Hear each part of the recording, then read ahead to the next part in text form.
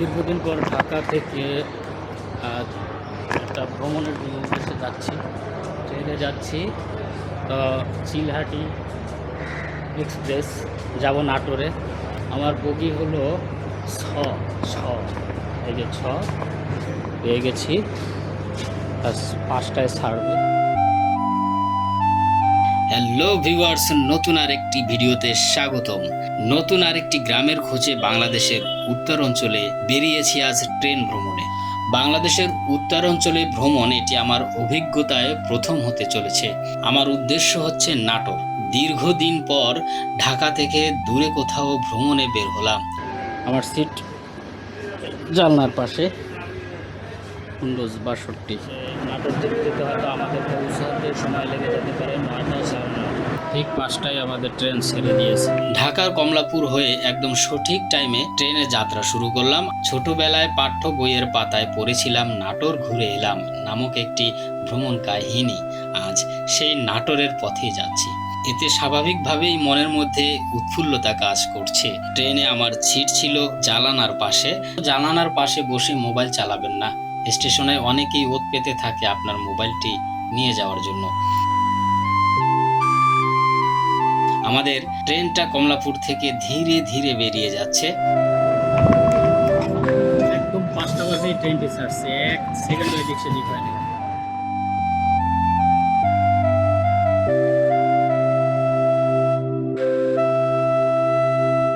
ট্রেনের উপরে কিছু লোক হাঁটাহাঁটি করতেছে। এখন আমাদের ট্রেন ঢাকার শহরের ভিতর দিয়ে ছুটে চলেছে আপন খেয়ালে। আমাদের ট্রেন এখন চলছে উড়াল সড়কের নিচ দিয়ে। অসাধারণ একটি লুক। সামনে বিমানবন্দর রেল স্টেশন।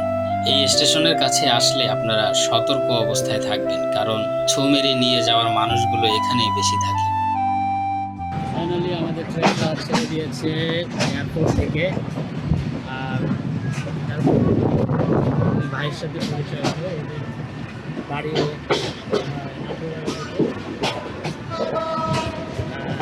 আমরা আনন্দ করতে করতে যাবো।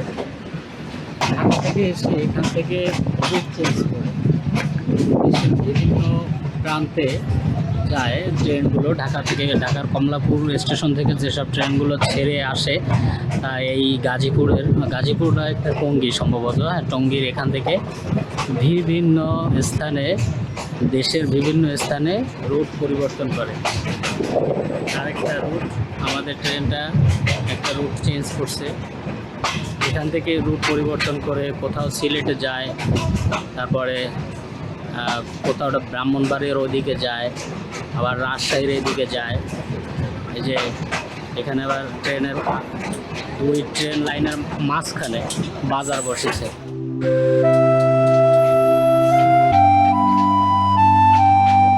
যে এই রুটটা, এটা সম্ভবত সিলেট বা ব্রাহ্মণবাড়িয়ার ওদিকে যায় এই রুটটা। আর আমরা এখন যে রুটটায় ঢুকছি, হ্যাঁ, এটা হলো ব্রাহ্মণবাড়িয়ার দিকে যায়। ব্রাহ্মণবাড়িয়ার রুটে আমার মনে করছে একবার ব্রাহ্মণবাড়িয়া থেকে এসেছিলাম এই রুট থেকে। ট্রেন ভ্রমণে বিভিন্ন গ্রামের নানান রূপ আপনার চোখে পড়বে। কখনো শহর, কখনো গ্রামে, আবার কখনো মাঠ, নদী, পর্বত, বন। আপনার ট্রেন ভ্রমণকে আরো প্রফুল্লতায় ভরে দিবে। ট্রেন চলতে চলতে মাঝে মাঝে অপর দিক থেকে আরেকটি ট্রেনের অতিক্রম করে যাওয়ার মুহূর্তটি অনুভূতিতে প্রকাশ করার মতো নয়।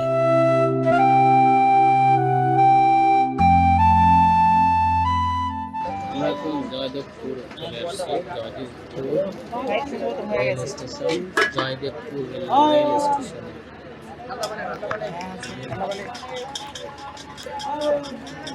এটা গাজীপুরের মধ্যে, গাজীপুর জয়দেবপুর রেল স্টেশন। সবাই ব্যস্ত, এখন সবাই ওঠার জন্য ব্যস্ত, আর অনেকেই নেমেছে। স্টেশনে আসার আগে ওই দূরে এক জায়গায় গাড়িটা থেমেছিল অনেকক্ষণ, হয়তো আরেকটা গাড়ির জন্য রাস্তা করে দিয়েছে, লাইন তৈরি করে দিয়েছে, রোড।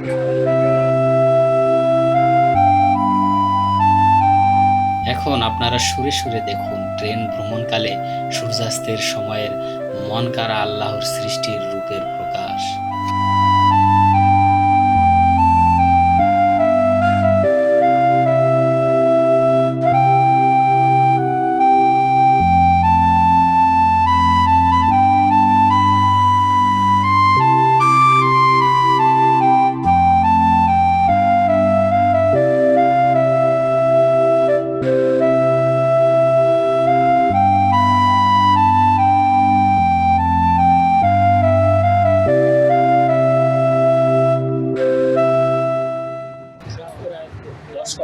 দশটা বাজে পৌঁছালাম নাটোর স্টেশনে পৌঁছে গেলাম। অবশেষে নাটোরের মাটিতে পা রাখলাম। ট্রেনের ভিতরে পরিচিত হলাম নাটোরের স্থানীয় দুজন ভাইয়ের সাথে। গল্প করে ভালোই কাটিয়েছিলাম সারা পথ। স্টেশনে নেমে তাদের থেকে বিদায় নিতে হলো। সামান্য সময়ের সম্পর্ক। রাত বাজে 10টা, প্রায় 5 ঘন্টা জার্নি করার পরে পৌঁছালাম। এখন এখান থেকে অটোরিকশা করে গন্তব্যের পথে যেতে হবে আমাকে। যাওয়ার আগে চলুন স্টেশনটাও একটু ঘুরে দেখি। অনেকেই মেঝেতেই শুয়ে আছে দেখুন। এখানে হয়তো বিশেষ কোনো সবজি। আন্টি এগুলো কি? কি চাম গাছ। এগুলো দিয়ে কি করে? ভাজি করে খায়। আচ্ছা আচ্ছা, চিংড়ি মাছ দিয়ে মুরগির চামড়া দিয়ে খায়। আচ্ছা আচ্ছা, নাটোর অঞ্চলের এক ধরনের সবজি। নাটোর অঞ্চলের এক ধরনের সবজি এগুলো। এগুলা আন্টি বলছে মুখের রুচি ভালো হয়। আন্টি বলছে এগুলো নাকি মুরগির চামড়া দিয়ে খায়, চামড়া দিয়ে ভাজি করে খায়। মুরগির চামড়া দিয়ে ভাজি করে না রান্না করে?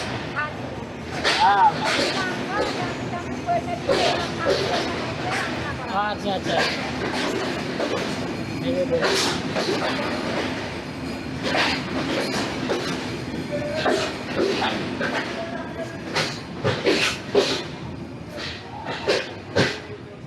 স্টেশনে নেমে এই ফ্লাইওভারের এই পাশ থেকে আমরা স্টেশনের বাইরে যাচ্ছি।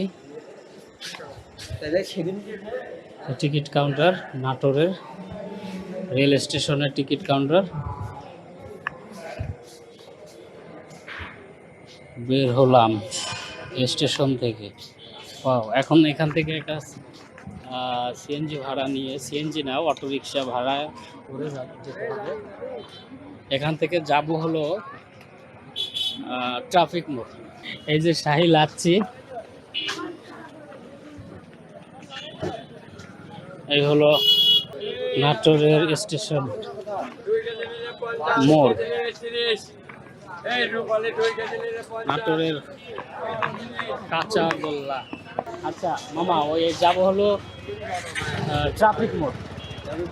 কত? 10 টাকা। 5 টাকা নাকি ভাড়া? 10 টাকা। হ্যাঁ, রাত্রিবেলা একটু ও আচ্ছা, চলেন। এখান থেকে 5 টাকা ভাড়া, কিন্তু মামা এখন রাত্রিবেলা 10 টাকা নিবে। নাটোর সরকারি বালিকা বিদ্যালয়। হলো নাটোর কি শহর এটা ভাই? মামা শহর? Night view. মোটামুটি শহরে ট্রাফিক লাইট ব্যবস্থা কমই আছে। ফাইনালি ট্রাফিক মোড় চলে আসছি। এইটা হলো ট্রাফিক মোড় ভাই। না মামা, এখান থেকে আবার আমি আমার গন্তব্যে চলে যাব অন্য আরেকটা অটোতে করে। ট্রাফিক মোড়ে পৌঁছালাম। এখান থেকে আমরা অটোতে করে যাচ্ছি। যাব হলো তেলকুপির ঘাট, ওই এলাকায়। এখান থেকে 100 টাকায় রাত্রিবেলায় নিচ্ছে। এমনি না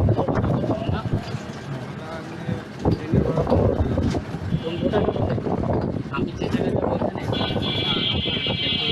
তেলকুপির ঘাটে হলো কোনটা, আর আমি যেখানে যাবো ভাঙা রাস্তা তো দূরত্ব।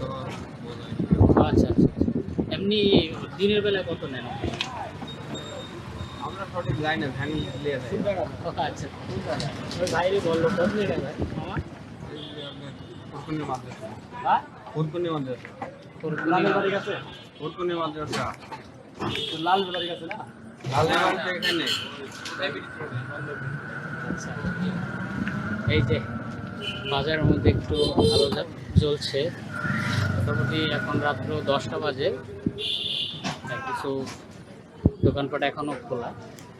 গ্রামের শহর, এটি গ্রামের শহর। প্রিয় বন্ধুরা, একটা দারুণ জার্নি করে অবশেষে পৌঁছালাম নাটোরে। এখানে আমার ভাগ্নির বাড়িতে অবস্থান করব। পরবর্তী ভিডিওতে দেখা হবে নাটোরের কোনো গ্রাম আবিষ্কারের মধ্য দিয়েই। দেখাবো নতুন কোনো স্থান, নতুন প্রাকৃতিক রূপ তুলে ধরবো আপনাদের সাথে আমার ভ্রমণ মুহূর্ত। সেই পর্যন্ত ভালো থাকবেন। আমন্ত্রণ থাকবে পরের ভিডিও দেখার জন্য। আর দেখতে দেখতে সাজেস্ট করবেন আপনাদের পছন্দের কোনো গ্রামকে।